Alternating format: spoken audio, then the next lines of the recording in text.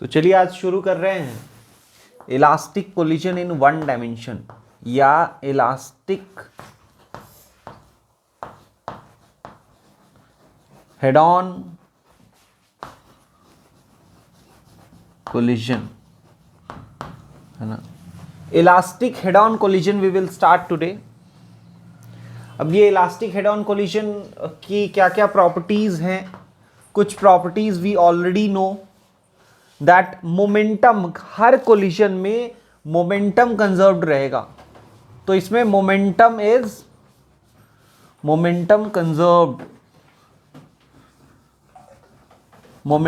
Conserved.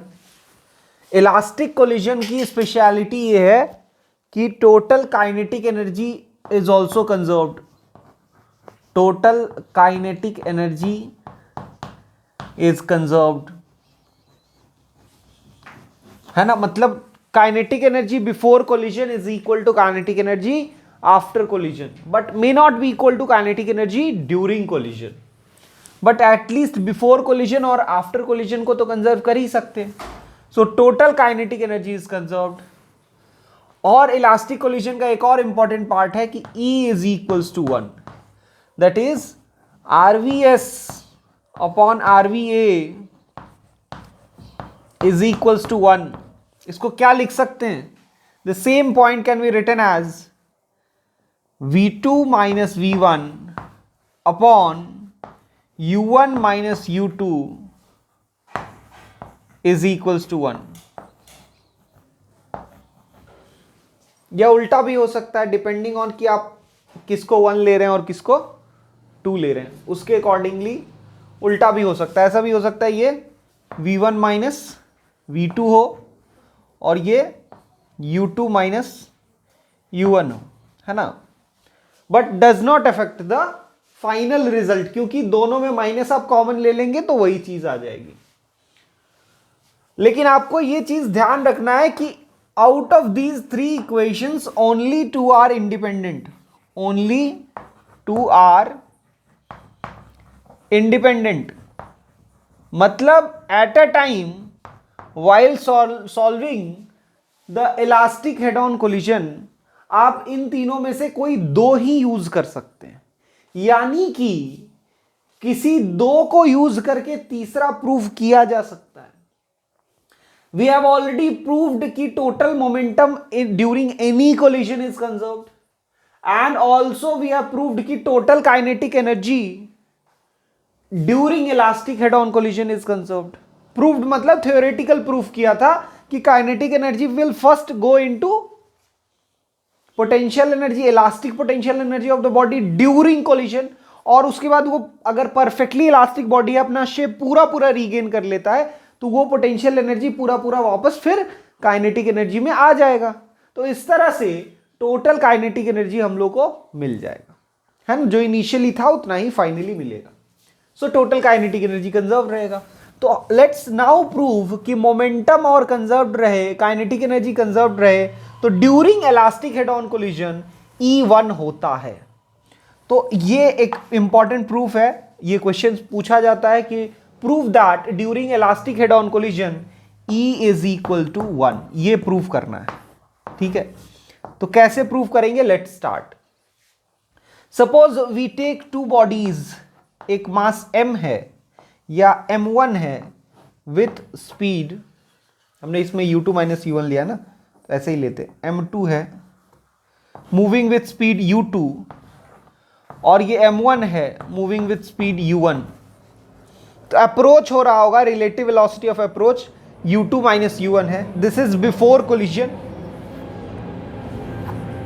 Again हमारे पास दूसरा मास है, मतलब सेम मास है m2, बट आफ्टर कोलिजन इसका वेलोसिटी हो गया v2 और आफ्टर कोलिजन इसका वेलोसिटी हो गया v1। Here it is these two are getting separated, तो v1 माइनस v2 हो जाएगा।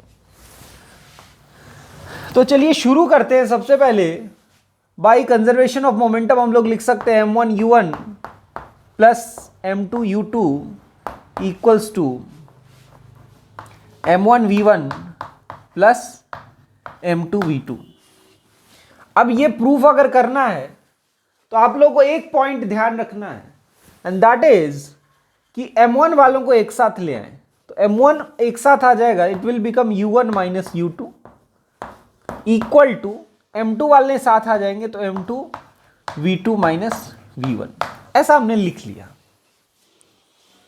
अब क्या करते हैं, काइनेटिक एनर्जी कंजर्व कराते हैं। Half m u1 square plus half m u2 square, ये m1 u1 स्क्वायर और ये m2 u2 square equals to half m1 v1 square plus half m2 v2 square. Half पूरा कैंसिल हो जाएगा और m1 वालों को एक साथ ले आएंगे तो m1 u1 square minus v1 square equals to m2 v2 square minus v1 square.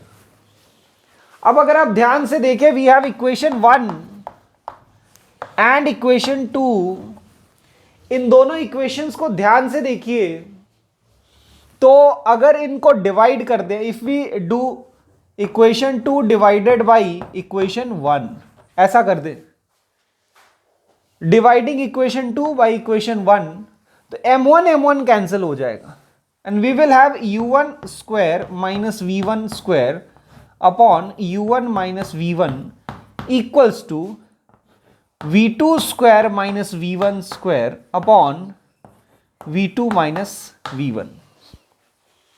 अब आप ध्यान से देंगे, it is a square minus b square upon a minus b, this is a square minus b square upon a minus b, तो ये हो जाएगा a plus b, यानी it will be u1 plus v1 equals to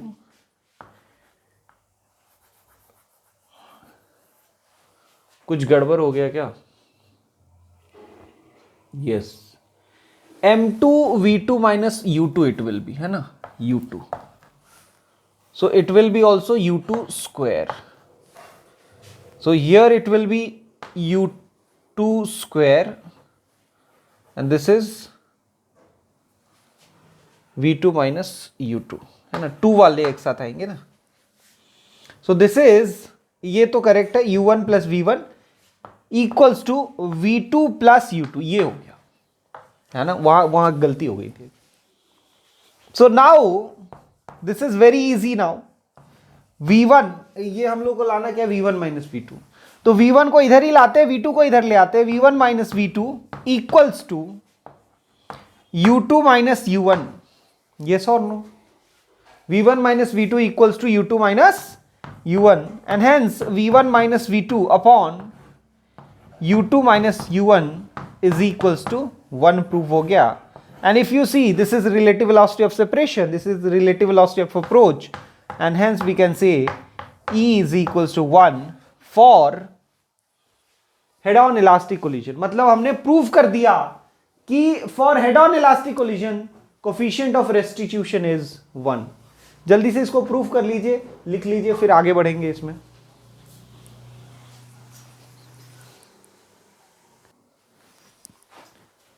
यहां पे एक और चीज ध्यान रखिएगा, ये जो होगा m1 ये v1 होगा, है ना, m1 वालों को लाएंगे तो ये v1 आएगा, यहां पे गलती से u2 लिख गया था, ठीक है, तो उसका थोड़ा ध्यान रखिएगा। बाकी चीजें ठीक हैं, m1 u1 माइनस v1 और ये m2 v2 माइनस u2 एकदम ठीक है, और इसमें u1 square minus v1 square, अब ये डिवाइड हो गया, है ना, ये गलती हो गया था, यहाँ पे u2 लिख गया था। m1 वालों में दोनों में सबस्क्रिप्ट में 1 ही होगा और m2 वाले में दोनों में सबस्क्रिप्ट में 2 ही होगा, तो अब एकदम ये सही है, इसको लिख लीजिए।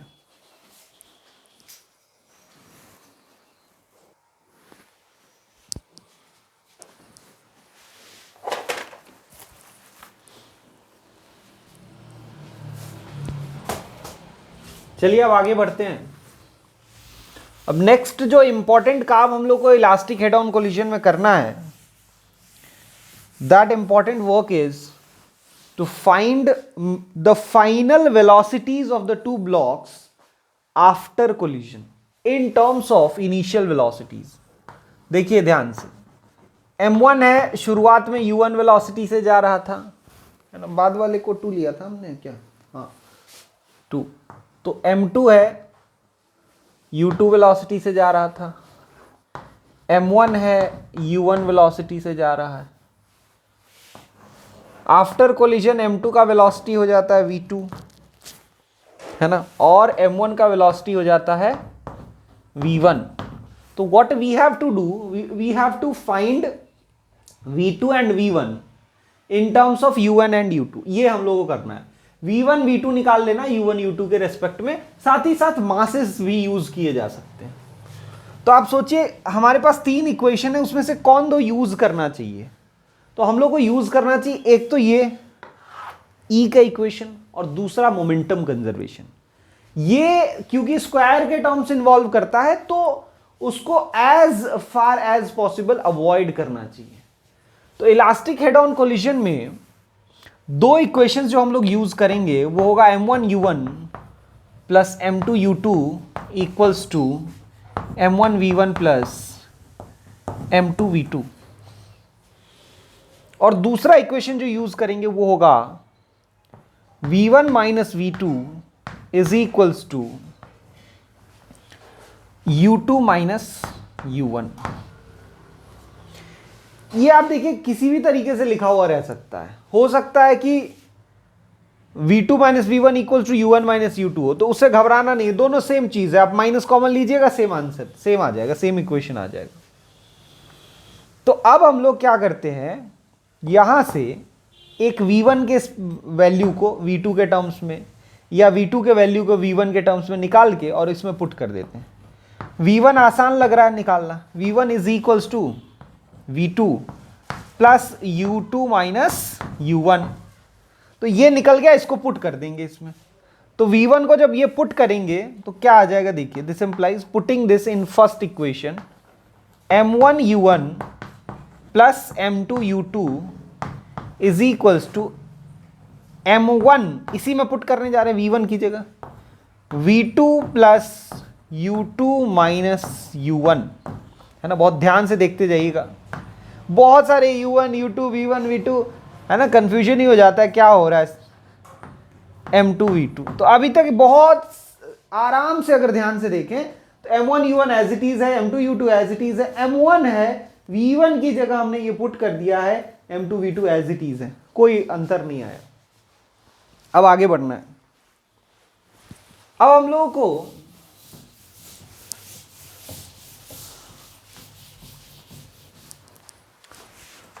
है ना, अच्छे से मिटा लूं,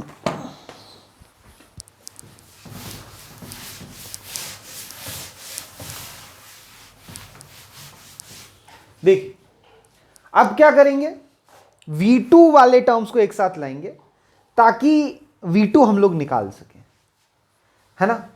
तो देखिए कैसे लिखेंगे, सबसे पहले तो लिख लो M1 U1 plus M2 U2, ये LHS हमने लिख लिया, इक्वल टू, अब RHS लिख रहे हैं, RHS लंबा इसलिए नया लाइन में लिख रहे हैं। M1 V2 और M2 V2 दोनों से V2 कॉमन आ जाएगा क्या, बिल्कुल आ जाएगा। तो M1 plus M2 into V2, एक ये हो गया, ये निकालना है हमें, है ना, इसकी वैल्यू निकालनी है, ये V2 निकाल देना है। M1 V2 और M2 V2 आ गया।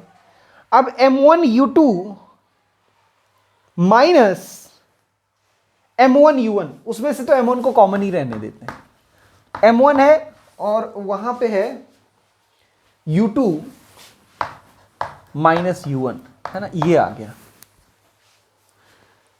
अब क्या करें, इधर भेज देते हैं, ये पूरे टर्म को इधर भेज देते हैं।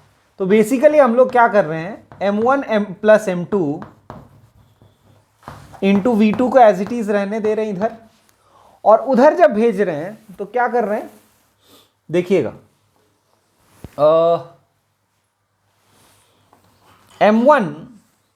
M1 के साथ 3 टर्म चला जाएगा, U1 भी इधर पॉजिटिव हो जाएगा, तो हो जाएगा 2U1 minus U2 plus M2 U2, ये हो जाएगा, ये पॉजिटिव है नेगेटिव हो जाएगा, नेगेटिव है पॉजिटिव हो गया, और जब ये पॉजिटिव हुआ तो ये इसके साथ ऐड हो गया, M1 U1 plus M1 U1 मिलके 2M1 U1 हो गया। पर इस फॉर्म में हमको ठीक नहीं लग रहा है, तो आप ये कर सकते हैं, V2 को जब आप लिख रहे हैं तो देखिए 2m1u1 लिख लेंगे, और m1 माइनस u2 है, यहां से u2 कॉमन ले लेते हैं। ठीक है, u2 अगर कॉमन ले लेंगे तो ये हो जाएगा m2 minus m1 upon m1 plus m2, ये हो जाएगा। ये आ गया V2 का एक्सप्रेशन।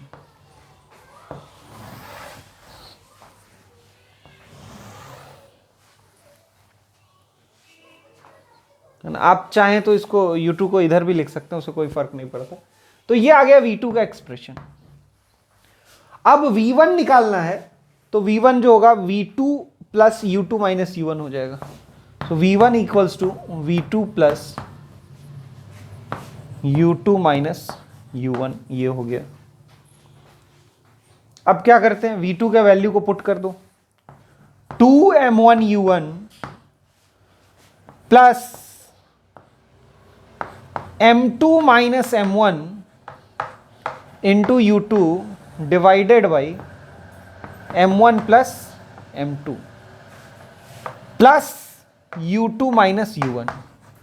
देखो यहां तक हमने वैल्यू पुट करा V2 का, उसके बाद U2 लिखा, उसके बाद माइनस U1 लिखा। अब यहां पे एक लंबा रेस होगा, है ना, लंबा रेस होगा कि नहीं, बिल्कुल होगा। तो ये हो गया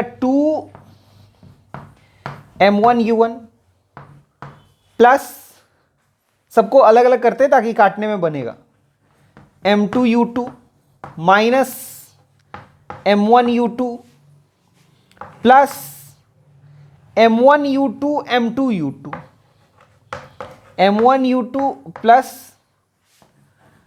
m2u2 minus m1u1 minus m2u1, ठीक है, divided by m1 plus m2। क्या क्या कट जाएगा देखिए, यहां से माइनस m1u2 और प्लस m1u2 कैंसिल हो गया, और क्या कैंसिल हुआ, माइनस m1u1 और एक m1u1 यहां से कैंसिल हो जाएगा, है ना। तो क्योंकि ये डायग्राम बहुत इंपॉर्टेंट नहीं है, ये कई बार हम लोग ड्रॉ कर चुके हैं, तो ये आप हमेशा ऊपर से भी देख के ड्रॉ कर सकते हैं, तो इसको मैं मिटा रहा हूं। अब फाइनल एक्सप्रेशन हम लोग लिख लेंगे। ध्यान रखिएगा ये 2 खत्म हो गया, ये कंप्लीट हो चुका है ना। तो अब क्या करें, m2 के कितने टर्म्स हैं, m2 के ये 2 टर्म्स हैं, तो इसको हम लोग लिख सकते हैं इक्वल टू 2m2u2, है ना। हालांकि m2 के 3 टर्म्स हैं, लेकिन m2u2 वाले 2 टर्म्स हैं और एक यहां है, देखिए, तो उसमें से हम लोग u1 कॉमन ले लेंगे, u1 कॉमन ले लेंगे, और ये हो जाएगा m1 माइनस m2, आ गया क्या, divided by m1 plus m2। ये आपका आ गया वेलोसिटी, ये आ गया v1। अब देखिए v1 v2 के एक्सप्रेशन में बहुत सिमिलैरिटी आपको दिखेगा, एकदम सिमिलर है। यहां देखिए 2m2u2, ये v1 है तो ये 2m2u2 है, ये v2 है, ये है 2m1u1, यहां v1 है, ये u1 है, ये v2 है, ये u2 है, यहां है m1 माइनस m2, यहां है m2 माइनस m1, और नीचे में सब दोनों सेम है। मतलब अगर आपने एक का भी एक्सप्रेशन याद रखा तो दूसरे का एक्सप्रेशन याद रखना बहुत आसान है। जैसे अगर आपको ये एक्सप्रेशन याद है तो v1 equals to 2m2u2 plus u1 plus m1 minus m2, ये आ जाएगा।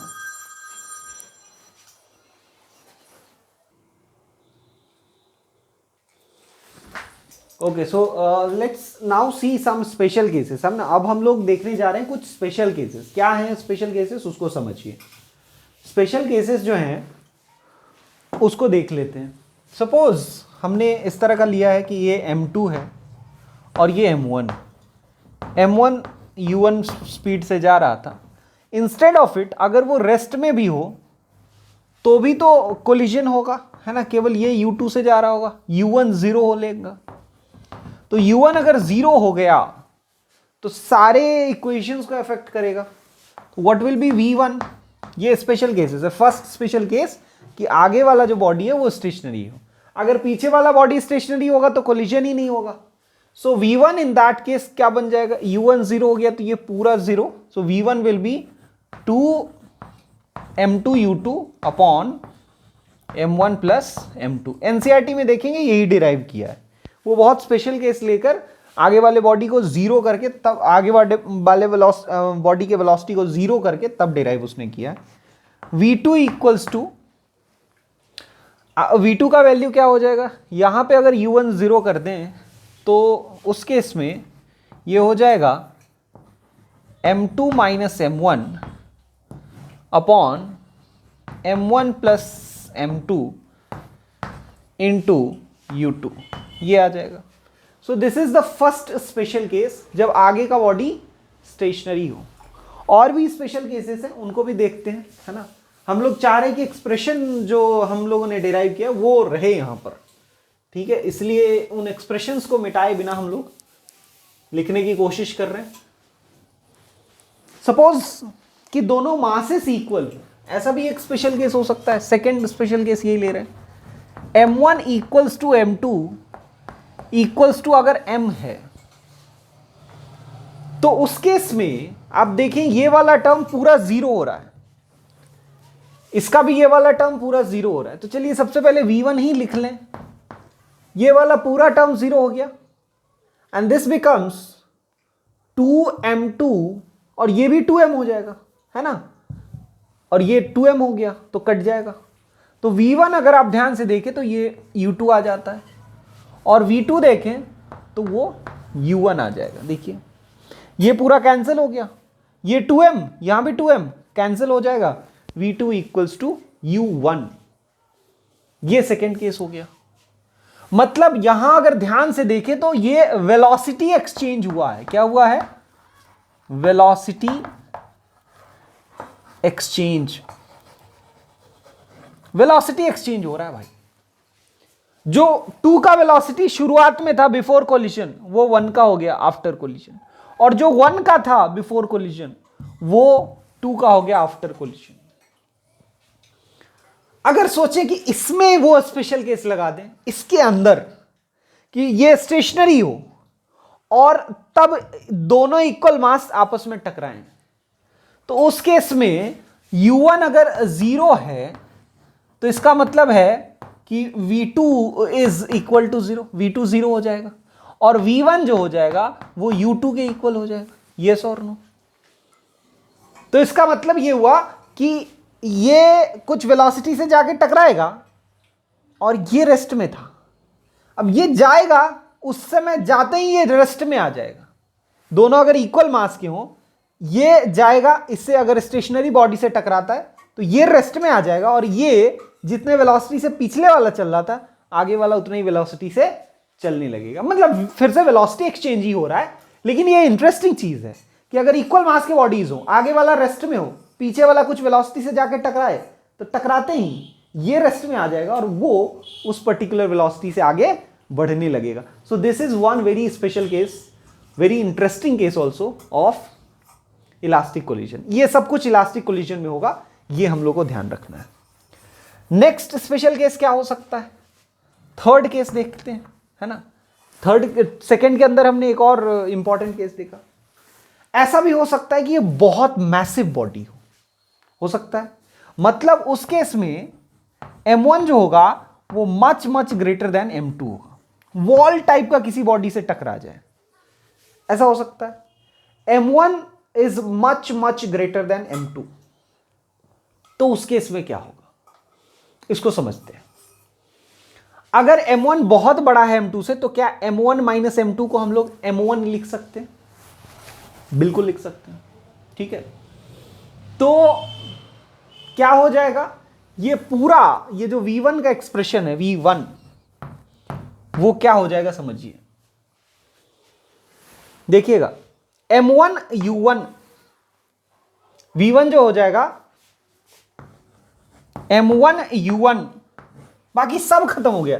या M2 बहुत छोटा है, यहां भी M2 बहुत छोटा है, तो M1 का ही पूरा टर्म खाली डोमिनेट कर जाएगा। तो M1 U1 बाई यहां वाला जो होगा उसमें देखिए M1 प्लस M2 है, उसमें भी केवल M1 डोमिनेट कर गया, इक्वल टू U1 ही रह गया। इसका क्या मतलब है कि ये बहुत हैवी बॉडी है, वो जा रहा है कुछ वेलोसिटी से, पीछे से एक छोटा सा पत्थर अगर फेंक दिए तो उसके वेलोसिटी पे कोई खास असर होगा क्या? नहीं होगा। तो वो उसी रफ्तार से चलता चला जाएगा अगर बहुत हैवी बॉडी हो तो V2 पे क्या असर होगा वो देख लेते हैं। फिर से वही काम करना है, M1 मेनली डोमिनेट कर रहा है। तो अगर आप ध्यान से देखिए तो M1 है, 2U1 है, और ये M2 वाला टर्म इस बार 0 हो रहा है। तो बेसिकली अगर आप ध्यान से देखें तो ये हो जाएगा 2M1 या M1 into 2U1 minus U2 upon M1 plus M2 upon M1 plus M2। मतलब ये खत्म हो गया, M2 भी तो 0 हो गया, M2 वाला टर्म कंप्लीटली खत्म हो गया, और V2 का वैल्यू आ गया 2U1 माइनस U2, ये वैल्यू हो गया।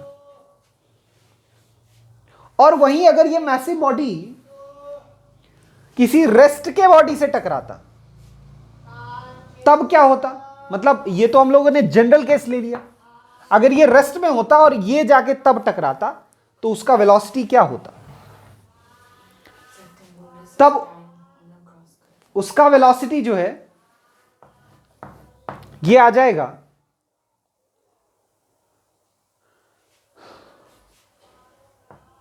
हम लोग इसमें M1 को बहुत लार्ज कर लें तो ये V1 जो होगा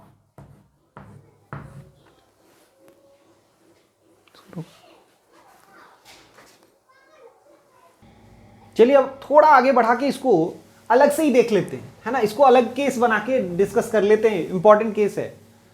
तो फोर्थ केस अगर हम देखें, फोर्थ केस क्या होगा कि बहुत मैसिव बॉडी से एक छोटा सा कम मास का बॉडी, है ना, ये हमने M2 लिया है, U2 लिया है, और ये हमने M1 लिया है, ठीक है। तो अगर बहुत हैवी बॉडी से ये जाके टकरा जाता है और ये स्टेशनरी है, मतलब U1 0 है, ये वाला केस जनरल केस हमने डिस्कस किया था। इसी में हम लोगों को क्या करना है, M1 much greater than M2, ये केस है। आप इसका भी ये स्पेशल केस कह सकते हैं और इसका भी स्पेशल केस कह सकते हैं। लेकिन चलिए हम लोग क्या करते हैं, ये रेस्ट में है, ये वाला चीज से हम लोग इसको डिराइव करने की कोशिश करते हैं। तो इसका वेलोसिटी आफ्टर कोलिजन V1 जो होगा वो क्या आ जाएगा? आप देखिए M2 2M2U2 अपॉन M1 ये हो जाएगा, क्योंकि M1 प्लस M2 को तो हमने लगभग M1 ले लिया है। और ये देखिए अगर ध्यान से, क्योंकि M1 बहुत बड़ा है M2 से, तो M2 बाई M1 बहुत छोटा होगा 1 से, तो इसको अप्रोक्सीमेटली 0 लिया जा सकता है। तो इसका वेलोसिटी नहीं कुछ आएगा, वो बहुत हैवी बॉडी है, रखा हुआ है, आप छोटा सा एक पत्थर उस पर फेंकिएगा तो क्या वो मोशन में आ जाएगा? कोलिजन से वो थोड़ी मोशन में आ जाएगा। तो इसीलिए V1 0 ही रहेगा। अब V2 को देख लेते हैं। अगर मान लीजिए V2 है, V2 की बात करें, वो कितना है? हम लोग V2 के एक्सप्रेशन में अगेन वही काम करेंगे, M2 माइनस M1 U2। तो M2 और M1 के सामने तो M2 खत्म, तो माइनस M1 U2 बच गया, divided by M1 plus M2, इसके सामने M1 के सामने फिर M2 खत्म, तो केवल M1 बच गया, M1 से M1 कैंसिल हो गया, माइनस U2। यानी बहुत हैवी बॉडी से टकराएगा और इलास्टिक कोलिजन होगा तो वो जाएगा U2 से और वापस भी आएगा U2 से, बस वेलोसिटी नेगेटिव हो गया, बस यही चीज हुआ। तो इसका मतलब है ये एकदम लॉजिकली होना भी चाहिए, आप वॉल से फेंक देंगे तो वो बिल्कुल रिवर्ट बैक हो जाएगा सेम वेलोसिटी के साथ अगर इलास्टिक कोलिजन है, और वॉल तो मूव करेगा नहीं, यह बहुत हैवी पत्थर है तो वो भी मूव नहीं करेगा। तो ये लॉजिकली हम लोग को ठीक भी लग रहा है। और एक लास्ट जो बच जाता है वो है कि अगर एक बहुत लाइट बॉडी हो, वो रेस्ट में हो और बहुत हैवी बॉडी उससे टकराए तो क्या होगा? ये m2 है, u2 से टकरा रहा है, और ये m1 है जिसका वेलोसिटी 0 है। तो आप सोचिए इस केस में क्या m2 is much much greater than m1 है कि नहीं? तो सबसे पहले हम लोग v2 के वेलोसिटी की बात कर लेते हैं, उसका एक्सप्रेशन यहां पे लिखा हुआ है। तो इसमें अगर m2 much much greater than m1 करते हैं तो देखिए क्या हो जाता है, ये पूरा खत्म, m1 खत्म, केवल m2 u2 ऊपर में बचेगा, m2 u2, और नीचे में m1 प्लस m2 को भी m2 लिख पाएंगे तो u2 हो गया। ये होना भी था, बहुत हैवी बॉडी है, बीच में एक छोटा सा पत्थर टकरा जाएगा तो उससे इसके वेलोसिटी को कोई फर्क पड़ेगा क्या? नहीं पड़ेगा, तो वो सेम वेलोसिटी रहेगा। लेकिन इसको तो बहुत हाई फोर्स लगेगा ना, तो इसका क्या वेलोसिटी होगा उसके बारे में भी थोड़ा सोच लेते हैं, है ना। बस लास्ट वही चीज है, that is the last special case of elastic collision. तो इसके v1 की अगर बात करें तो इसका v1 कितना होगा? v1 का एक्सप्रेशन अगर लिख ले, है ना, यहां से हम लोग लिख भी सकते हैं, v1 का जनरल एक्सप्रेशन पहले लिख लेते हैं क्योंकि यहां हमारे पास लिखा हुआ नहीं है। 2m2 u2 plus u1 into m1 minus m2 upon m1 plus m2। ये जनरल केस हो गया जो हमने डिराइव किया था। अब मैच करा के देख लीजिए, आप हमेशा v2 से v1 लिख सकते हैं। अब v1 अगर निकालना हो, m2 बहुत बड़ा है, m2 बहुत बड़ा है, तो m2 को आप क्या कर सकते हैं? m2 के सामने m1 को क्या कर सकते हैं? नेग्लेक्ट कर सकते हैं। लेकिन u1 0 भी है, ये भी बात है ना, u1 तो 0 है, तो ये वाला टर्म तो खत्म ही हो गया। अब अगर u1 0 है, खाली m2 बच गया, और नीचे भी m1 के सामने, मतलब m2 के सामने m1 खत्म, तो ये आ गया 2m2 u2 अपॉन m2, ये बच गया, मतलब ये खत्म, 2u2 आया। इसका ये मतलब हुआ कि अगर ये u2 से आ रहा है और बहुत मैसिव है तो इसका वेलोसिटी पे तो कोई असर होगा नहीं, लेकिन ये इसके डबल वेलोसिटी से चलने लगेगा। So these were some very special cases of elastic collision. I hope आपको समझ में आ गया होगा। इसके साथ हम लोग इलास्टिक कोलिजन को खत्म करते हैं, बाकी नेक्स्ट कोलिजन्स अगली क्लास में देखेंगे।